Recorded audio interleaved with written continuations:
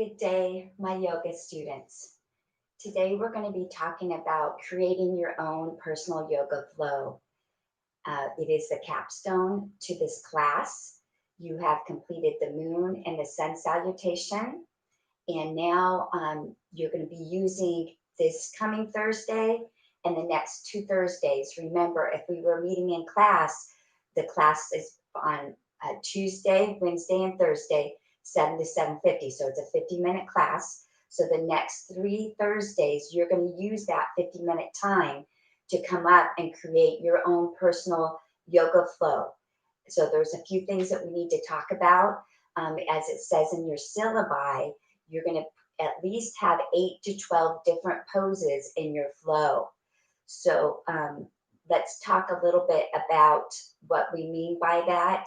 So, for example, uh, when we did the sun salutation, it was 6 poses in and 6 poses out. So we would only count that as 6 different poses, even though you're doing 12 altogether. So make sure when you're putting together your flow that you have at least 8 different poses. You could have more than that, but you need to have at least 8. You can even have more than 12 if that works for you. The reason I'm having you do this is I want, when you are done with this course, of course, I hope you still continue to do yoga, but at least you have 3 tools. You have the sun salutation that can get you ready for the day and warm you up. You have the moon salutation, which you can do in the evening to de stress and to relax you. And then you're going to come up with your own personal yoga flow that's going to benefit you. So you have those 3 things that you can take with you when you leave this class. So I had you look for some resources that you can use. That we're going to talk about that. The resource that I strongly suggest you use is that yogajournal.com. And the reason being is that, first of all, you want a flow that benefits you. So when you go to the site, it's going to, you click on the poses, yogajournal.com, and it's going to have it by type. So, for example, it'll have a library of yoga poses by type. There's more than these, but for example, if you want to focus poses on your core, a hip opener, let's say you have really tight hips, you can do some inversions if you want to, or balance poses. Then it has it by benefits. So benefits, for example, maybe you want to release anxiety, so they have poses specific for that. Maybe you have back pain. Maybe you need a yoga flow that you want to create to calm you, or you want to have a yoga flow that energizes you. And then also too, it has the poses by anatomy. So let's say that you want to focus on your ankles. You want to focus on your hamstrings. Maybe you have really tight hamstrings. And so you want to create a yoga flow that focuses on improving the flexibility and even maybe the strength of your hamstrings. And they also have a yoga flow for the brain. Because remember, we talked about the chakras, and your 7th chakra is your crown, your brain, your consciousness. So these poses are not only physical, but they have that mental aspect too. Also, too, what's great about that is that you can go to the pose, and here's an example here that I printed off from the site, and it's going to show you a picture of the pose. It's going to show you the benefits of the pose, and it's going to have a step by step on how to get into the pose. All right. And then it goes into what the benefits are of the pose are, any contraindications. So, for example, this pose has the Sanskrit word, and it also has the layman word. So this is called the noose pose.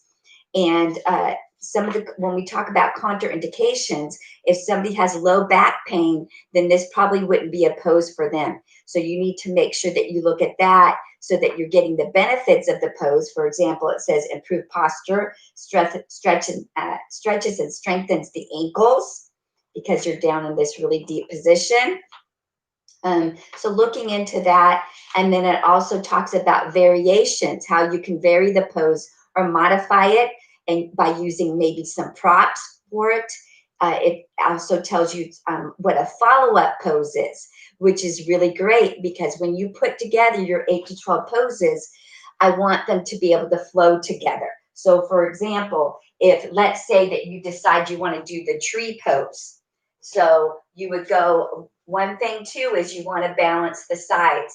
So some poses you won't have to do right and left, others you will need to, but it's only going to count as one pose. So for example, if I'm doing the tree pose, I would want to do it on the other one side, and to balance the body, you would go ahead when you're doing your flow, and you would also do it on the other side. All right.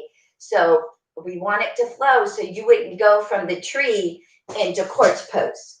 You want to try to transition. So you see, when I create my classes or I do my classes, I am flowing from one to the other. For a great example, again, is the sun salutation. You're flowing through that. You're coming to extended mountain, you're coming into your forward flow, fold, and you're flowing through it. So try to make sure when you're putting together your 8 at least poses to the 12, that they are something that benefits you personally, have the poses that you enjoy, and that flow. And again, you might have a transition, and that's fine too, like a filler, from a stand, and then you might have sit down and go into the flow. But the main thing is that you take the time, and again, you don't have to use. A lot of you said that you liked the YouTubes as a resource, and that's fine too. It's just that I think the yogajournal.com, it kind of explains it. It shows contraindications, which is really important to understand that. So again, main thing is there's lots of resources that you can utilize. If you have your book, which wasn't required for this class, you could also use that, because in the back of that book, it shows some different flows that you can put together. And so that's pretty much all I have for this session. I just wanted to let you know that you need to start working on your flow. And if you do have any questions, please feel free to email me. You can either also too, I do have office hours if you do want to come in to see me and talk about that, or we can do a team meet or a collaborate session if you need that. Again, that's all I have. I hope it was helpful.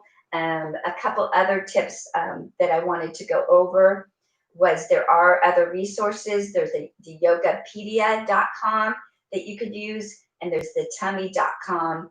And with that other resource that works for you, you will have to come up with a transcript to send to me of your yoga flow, what poses you're going to be doing. And then you will be doing, just like you did the moon and the sun salutation, you will be video yourself and turning that into me, so that I can see your flow. All right. Again, any questions or concerns, let me know. This was a short session. Have a fit and happy day. Tomorrow, for that 50 minutes, you're going to be working on your own yoga flow. And then next week, to give you a heads up, on Tuesday, I'm going to be at you live. And actually, I might have to record it. We're going to do some partner yoga. So hopefully you have somebody that you can partner yoga with. If not, you can still maybe at a later date do it with somebody else. But if you're able to have a partner do it with you, we're going to have fun with some partner yoga. All right. Fit and happy day. Peace out.